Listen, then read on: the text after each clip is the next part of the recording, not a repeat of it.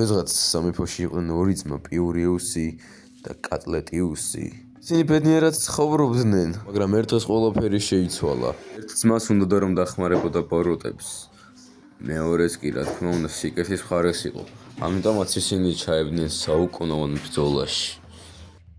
და დაიწყეს ბრძოლა, რაც არა მარტო ისინი, არამედ თავიანთი მეგობრებიც კი ჩართეს.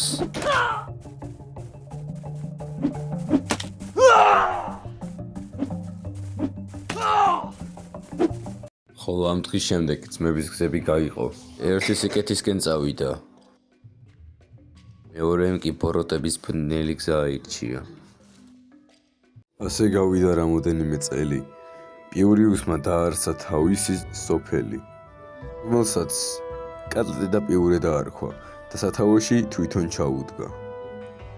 ის ძალიან შეცვლილი იყო, შავი წვერი ჰქონდა, შავი გრძელი თმა, ამიტომ მას შავწვერა შეარქვეს. ეს სოფელი კი ულამაზესი იყო, ყველაფერი აქ ძალიან ლამაზი იყო. მაგრამ მისი ძმის ლურჯი არმია ყოველთვის უტევდა მათ. თქმა უნდა ისინი შესაბამის წინააღმდეგობას უწევდნენ. მაგრამ წითელი არმია დაიღალა ყოველთვის ბრძოლით, ამიტომაც მათ ვინმე მხსნელი ჭირდებოდათ. ამიტომაც შავწვერამ გადაწყვიტა რომ ერთი ბავშვი ამოერჩია სოფლიდან, რომელიც რჩეული გახდებოდა და ამ ბავშვს ნარუტო ერქვა. მაგრამ მხოლოდ საბრძოლო ხელოვნებების სწავლა არ იყო საკმარისი. მას რაიმე მაგიური ძალები სჭირდებოდა. ამიტომაც შავწვერამ გადაწყვიტა რომ ის ღმერთებთან მიიყვანა. ხნიანი მოგზაურობის შემდეგ შავწვერამ მიიყვანა ნარუტო ღმერთებთან. შავწვერამ განაცხადა რომ ის მობეზრებული იყო უკვე ყველაფერს და აღარ უნდოდა ამდენი ბრძოლა. ამიტომაც ბრძოლის შესაძლებლად მას საუკეთესო მებრძოლი ჭირდებოდა და ღმერთებს თხოვა რომ მათი ძალა გაენაწილებინათ მისთვის. ღმერთებმა უთქვეს რომ ამისთვის სპეციალური ადგილი იყო საჭირო და ამიტომაც ისინი გადაატელეპორტირეს საკურთხეველთან. დაიწყეს ცერემონია. ზევსმა თქვა: აიღე ჩემი სისწრაფე ბიჭუნაო, ეცადე ეს სწორად გამოიყენო. მაკი კინგმა კი მას თავისი მოქნილობა გადასცა. და ბრძოლაში ის აუცილებლად დასჭირდებოდა, ხოლო მინოტავრმა კი თავისი სიძლიერე მისცა მას. და სწორედ ამ ძალების გაერთიანებით შეიქმნა უძლეველი მებრძოლი, რომელიც დაიცავდა სოფელს ლურჯი არმიისგან, ხოლო მისი სახელია ფეიკ ნარუტო. ამ დღის შემდეგ ფეიკ ნარუტომ რამდენიმე კვირა ვარჯიში გაატარა, მაგრამ ერთხელაც შავწვერა მივიდა მასთან და უთხრა: ნარუტო, ლურჯი არმია სოფელს თავს დაესხა. მხოლოდ შენ შეგიძლია მათი შეჩერება. რა პრობლემაა შავწვერა, უბრალოდ სოფლის ევაკუაცია მოახდინე, მათ კი მე დავამარცხებ. ხილოდ იყავი შვილო ჩემო. იმ დღეს ლურჯი არმია უფრო მეტი იყვნენ ვიდრე წინებთან შედარებით, ამიტომ ნარუტოს ეს დიდი გამოწვევა იყო. ეს ხომ მისი პირველი ბრძოლა იყო, მაგრამ ფეიკ ნარუტოს წამისაც კი არ შეშინებია.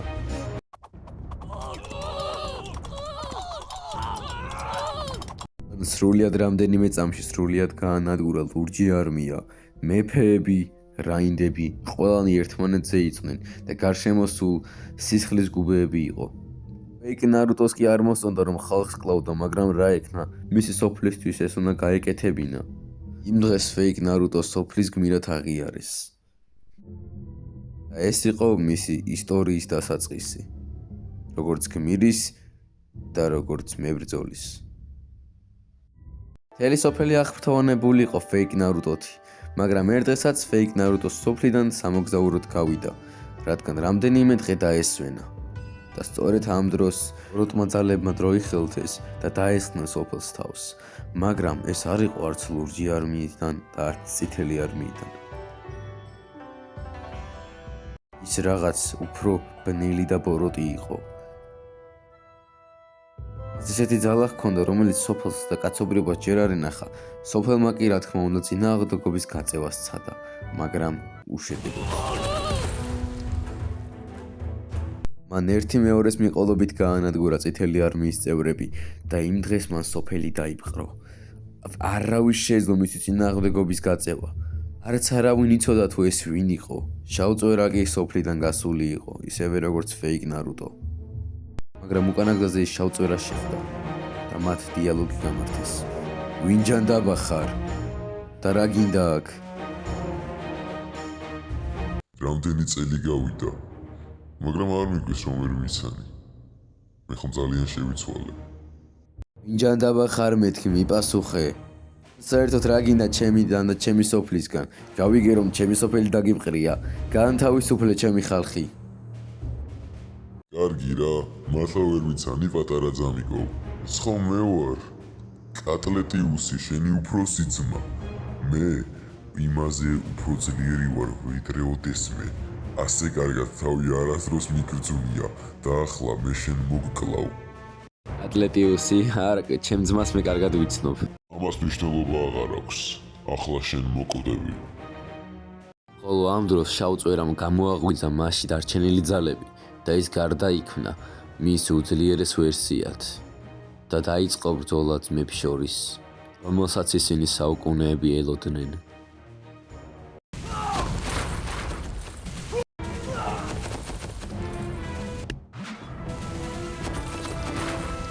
მაგრამ ბრძოლა შავწვერას დამარცხებით დასრულდა, რადგან მისი ძმა უფრო გაძლიერებული იყო და მით უმეტეს მას ორი დემონი უჭერდა მხარს.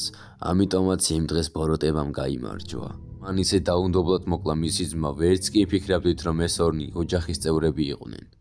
მაგრამ ეს ისტორია ჯერ აქ არ მთავრდება.